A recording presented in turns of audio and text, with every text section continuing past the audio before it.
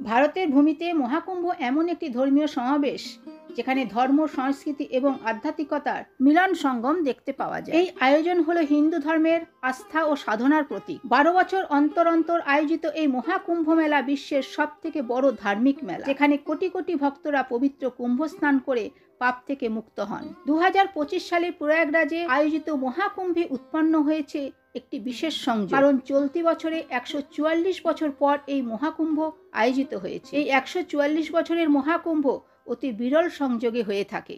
সেই কারণে এই মহাকুম্ভে স্নান করায় অধিক পুণ্য প্রাপ্তি হয় বলে মনে করা হয়ে থাকে। এই কুম্ভে যাওয়ার সময়ই উজ্জয়িনীর এক সন্ন্যাসী মহারাজকে ট্রেন থেকে নামিয়ে দেওয়ার পরই ঘটে এক অলৌকিক ঘটনা। জানেন কি ঘটেছিল সেদিন? নমস্কার বন্ধুরা, ভক্তি দর্শন চ্যানেলের নতুন পর্বে আপনাদের অনেক অনেক স্বাগত। আপনারা কেমন আছেন? আশা করি আপনারা ভালো ও সুস্থ আছেন। আজকের পর্বে আমরা জানবো কুম্ভে যাওয়ার সময় সেদিন কি এমন ঘটনা ঘটেছিল। সবটাই জানবো আজকের পর্বে। ভিডিওটি সম্পূর্ণ দেখার অনুরোধ রইল। তার আগে বন্ধুরা, এখনো যারা ভক্তি দর্শন চ্যানেলটিকে সাবস্ক্রাইব করেননি তারা চ্যানেলটিকে সাবস্ক্রাইব করে পাশে থাকা অল নোটিফিকেশনে ক্লিক করে দেবেন পরবর্তী ভিডিওটি পাওয়ার জন্য। আর যদি ভিডিওটি ভালো লাগে তাহলে একটি লাইক করে শেয়ার করতে ভুলবেন না। এই মহাকুম্ভের জন্য দেশের বিভিন্ন প্রান্ত থেকে সাধু সন্ত ও ভক্তগণ প্রয়াগরাজে উপস্থিত হচ্ছে। 2025 সালের মহাকুম্ভ 13 জানুয়ারি সোমবার থেকে শুরু হয়েছে এবং শেষ হবে 26 ফেব্রুয়ারি 2025 বুধবার। প্রায় 46 দিন ব্যাপী চলবে এই মহাকুম্ভ। এই মহাকুম্ভে গ্রহ এবং নক্ষত্রের অবস্থানের বড় পরিবর্তন দেখতে পাওয়া যাবে, যার ফলে মহাকুম্ভে স্নান করার মাধ্যমে বহুগুণ বেশি পুণ্যফল লাভ সম্ভব হবে এবং জন্ম জন্মান্তরের সমস্ত পাপ থেকে মুক্তি পাওয়া যাবে। উজ্জয়িনীতে বসবাসকারী রামানন্দজি মহারাজ এই মহাকুম্ভে প্রয়াগরাজে যাওয়ার জন্য অত্যন্ত ইচ্ছুক ছিলেন। তিনি তার জীবনে বহু কুম্ভমেলা দেখেছেন। মাত্র 11 বছর বয়সে তিনি তার ঘরবাড়ি ছেড়ে ঈশ্বরের প্রতি ভক্তিকেই তার জীবনের সবকিছু বলে মেনে নিয়েছিলেন। তিনি ভিক্ষে করে জীবনযাপন করতেন। বহু লোক তার অলৌকিক ক্ষমতা অনুভব করেছিলেন। একবার তিনি কোনো রকম দেশলাই কাঠি ছাড়াই আগুন জ্বালিয়ে দিয়েছিলেন। রামানন্দজি মহারাজ তার ভক্তদের কাছ থেকে মাত্র 20 টাকা নিতেন এবং সেই অর্থ তিনি গরিব শিশুদের লেখাপড়া ও মানুষের কল্যাণেই ব্যয় করে দিতেন। এই ধরনের এক মহিমামৃত সাধুকে সবাই উজ্জয়িনীতে এসে প্রণাম করে যেতেন। কিন্তু প্রয়াগরাজে মহাকুম্ভে যাওয়ার জন্য তাকে 1 মাস আগে থেকেই প্রস্তুতি নিতে হয়েছিল।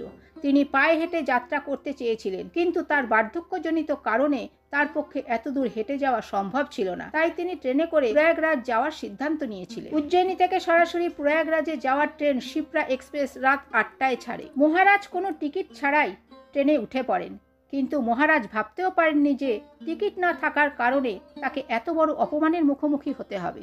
মহারাজ ট্রেনের উপরের বার্থে উঠে একটি জায়গা দেখে নিজের কম্বল মুড়ি দিয়ে ঘুমিয়ে পড়লেন। কিন্তু পরের দিন সকালে 8টা নাগাদ যখন ট্রেন দামোহ স্টেশনে থামে, তখন টিটিই এসে সবাইকে তাদের টিকিট দেখানোর জন্য বললেন। সবাই তাদের টিকিট দেখাতে লাগলো। ঠিক তখনই টিটি মহারাজকে বলল, আপনার টিকিট দেখান। মহারাজ উত্তর দিলেন, আমার কাছে কোনো টিকিট নেই।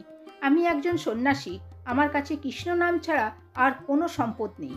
আমি শুধুমাত্র মহাকুম্ভে অংশগ্রহণ করতে যেতে চাই। তুমি আমাকে এই তীর্থে যাত্রার জন্য সাহায্য করো। ভগবান তোমায় অনেক আশীর্বাদ করবেন। কিন্তু সেই টিটি মুসলমান ধর্মাবলম্বী ছিলেন এবং তার ধর্মের প্রতি ছিলেন অত্যন্ত অনুগত। তিনি সন্ন্যাসী মহারাজের কাছে টিকিট না থাকার কারণে তাকে অপমান করতে শুরু করলেন। বললেন, বিনা টিকিটে ঘুরতে চলে আসেন। যদি টিকিট কেনার পয়সা না থাকে তাহলে পায়ে হেঁটে প্রয়াগ যান। তিনি মহারাজের হাত ধরে তাকে তার জায়গার থেকে নিচে নামিয়ে আনলেন এবং ট্রেন থামিয়ে মহারাজকে দামোহ স্টেশনে নামিয়ে দিলেন। কিন্তু বন্ধুরা, ঠিক তখনই যা ঘটলো তা দেখে দামোহ শহর পুরোপুরি স্তব্ধ হয়ে গিয়েছিল। 20 মিনিটের জন্য সেই স্টেশনে ট্রেনের স্টপেজ ছিল। সময় শেষ হলে ট্রেন ছাড়ার সময় হলো, কিন্তু ট্রেন চালক ট্রেনটিকে 1 ইঞ্চিও এগিয়ে নিয়ে যেতে সক্ষম হলো না। ট্রেন যেন পুরোপুরি স্থির হয়ে গেছে। এদিকে মহারাজ স্টেশনের এক পাশে ধ্যানমগ্ন অবস্থায় বসেছিলেন। মনে হচ্ছিল ট্রেনের ইঞ্জিন যেন অকেজো হয়ে গিয়েছে। শত চেষ্টা করেও ট্রেন কিছুতেই এগোলো না। আধা ঘন্টা থেকে 1 ঘন্টা কেটে গেল, কিন্তু ট্রেন কোনো মতেই এগোলো না। মেকানিক্যাল ইঞ্জিনিয়ারদের ডেকে ইঞ্জিন পরীক্ষা করা হলো, কিন্তু তাদের বক্তব্য ইঞ্জিন সম্পূর্ণ ঠিক আছে। ট্রেনের চালক ও স্টাফ সকলেই এই ব্যাপারে উদ্বিগ্ন হয়ে পড়লেন। সেই লাইনে অন্য ট্রেন আসার সম্ভাবনা থাকায় পরিস্থিতি অনেক বিপজ্জনক হয়ে উঠেছিল। স্টাফরা নতুন ইঞ্জিন লাগিয়ে ট্রেন চালানোর চেষ্টা করলো, কিন্তু সেই ইঞ্জিনও বন্ধ হয়ে গেল। এই অদ্ভুত ঘটনার কারণ কেউ কোনোভাবেই বুঝতে পারছিল না। তখন উজ্জয়িনেরই এক ব্যক্তি এসে টিটিকে বলল যে বাবাকে আপনি ট্রেন থেকে নামিয়ে দিয়েছেন, তিনি কোনো সাধারণ ব্যক্তি নন, তিনি একজন চমৎকারী রামানন্দজি মহারাজ। আপনি তাকে অপমান করেছেন এবং তার সাথে অন্যায় আচরণও করেছেন। এই কারণেই এই অদ্ভুত ঘটনা ঘটেছে। সেই কারণেই আমাদের ট্রেন এগোতেই পারছে না। আপনি যদি মনোযোগ দিয়ে ভাবেন তাহলে বুঝতে পারবেন তিনি এখনো ধ্যানমগ্ন হয়ে সামনেই বসে আছেন। কারণ মহারাজ জানেন এই ট্রেন তাকে না নেওয়া পর্যন্ত এক পাও এগোবে না। তিনি চাইলেই এখান থেকে চলে যেতে পারতেন, কিন্তু তিনি ভবিষ্যৎ সম্পর্কে সমস্ত কিছু জানেন। তিনি একজন অত্যন্ত অলৌকিক ক্ষমতা সম্পন্ন সন্ন্যাসী। আপনার তাকে এভাবে অপমান করা উচিত হয়নি। এরপর সেই টিটি তার ভুল বুঝতে পেরে মহারাজজির পায়ে পড়ে ক্ষমা চাইতে লাগলো। সে বলল, বাবা, আমার অনেক বড় ভুল হয়ে গেছে। আমার পদ এবং মর্যাদার অহংকারে আমি মানবিকতা ভুলে গিয়েছিলাম। আমি বুঝতে পারিনি সন্ন্যাসীরা এই পৃথিবীকে কত কিছু দিয়ে থাকেন। আজ যখন তিনি আমাদের কাছে কিছু চাইলেন, তখন আমাদেরই দায়িত্ব ছিল যে আমরা তাকে তীর্থযাত্রার জন্য সহায়তা করি। আমি আমার এই ভুলের জন্য আপনার কাছে ক্ষমা চাইছি এবং অনুরোধ করছি যে আপনি আবার ট্রেনে উঠুন, যাতে আমরা আমাদের যাত্রা শুরু করতে পারি। তখন ঘড়িতে রাত 1টা। সকাল 8টা থেকে রাত 1টা পর্যন্ত ট্রেন দমহ স্টেশনে দাঁড়িয়েছিল। সেই মুসলমান টিটি সন্ন্যাসী বাবাকে বারবার অনুরোধ করতে লাগলেন। তিনি বললেন, সামনে পেছনে অনেক ট্রেন আসার সময় হতে যাচ্ছে। যদি আপনি আমাদের সাথে ট্রেনে না ওঠেন তাহলে এই ট্রেন আর এগোবে না এবং শত শত যাত্রীর জীবন ক্ষতি হতে পারে। রামানন্দজি মহারাজ তার ভক্তদের খুব ভালোবাসতেন এবং প্রতিটি ভক্তের মধ্যে তিনি ঈশ্বরের রূপ দেখতেন। তিনি কোনো যাত্রীর ক্ষতি চাননি। তবে তিনি ট্রেনে ওঠার আগে টিটির সামনে দুটি শর্ত রাখেন। রামানন্দজি মহারাজ বললেন, কোনো সন্ন্যাসী বা অসহায় ব্যক্তি যদি এই ট্রেনে বিনা টিকিটে চড়ে তাহলে তার সমস্যার কথা শুনে তাকে সাহায্য করতে হবে, অপমান করা যাবে না। আর এই মহাকুম্ভ চলাকালীন যদি কেউ তীর্থযাত্রার জন্য ট্রেনে ওঠে তাহলে তার কাছে টিকিট আছে বা না আছে তা দেখা চলবে না। তাকে এই যাত্রায় সাহায্য করতে হবে, কারণ তীর্থযাত্রায় সাহায্য করা অত্যন্ত পুণ্যের কাজ।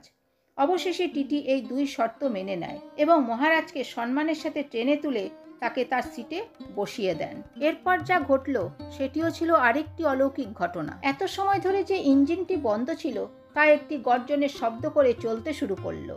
যেন রামানন্দজি মহারাজের আদেশেই সেই ট্রেনের চাকাটি এতক্ষণ থেমেছিল এবং তার ট্রেনে বসার সাথে সাথেই ট্রেন চলতে শুরু করে দিল।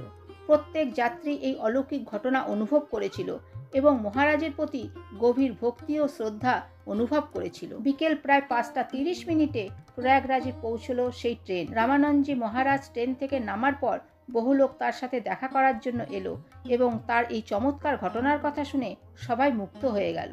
এই অলৌকিক ঘটনার পর থেকে প্রয়াগরাজ যাওয়ার জন্য ভক্তদের ভিড় আরও বেড়ে গেল। বিশেষ করে এই শিপ্রা এক্সপ্রেস, যেখানে যে কোনো ভক্ত বিনা টিকিটে মহাকুম্ভে যাওয়ার চেষ্টা করলেও কেউ কখনো তাদের বাধা দেবে না, কারণ এটি ছিল মহারাজের প্রথম শর্ত। বন্ধুরা, আমাদের ভারতে বিভিন্ন সাধু সন্তরা বাস করেন এবং তাদের অনেক অলৌকিক ক্ষমতা থাকলেও তারা কিন্তু সেই ক্ষমতা জনমানবের সামনে তুলে ধরে না, কারণ তারা তাদের ক্ষমতা শুধুমাত্র দেশের মঙ্গলের জন্য ব্যবহার করে থাকেন। কারণ তারা তাদের এই অলৌকিক ক্ষমতা দেখানোর জন্য কিন্তু বেঁচে থাকেন না। তারা তাদের ভজন কীর্তনের মাধ্যমে তারা ভগবানের প্রিয় হতে চান, ভগবানের চরণেই তারা তাদের জীবন অতিবাহিত করতে চান। তাই আমাদেরও উচিত সমস্ত সাধু সন্ন্যাসীদের সম্মান করা এবং তাদের সেবা করা। তো বন্ধুরা, আজকের ভিডিওটি এই পর্যন্তই। আশা করছি ভিডিওটি আপনাদের ভালো লেগে থাকবে। ভিডিওটি ভালো লাগলে ভক্তি দর্শন চ্যানেলটিকে সাবস্ক্রাইব করে সঙ্গে থাকুন। ভালো থাকবেন, সুস্থ থাকবেন। ধন্যবাদ।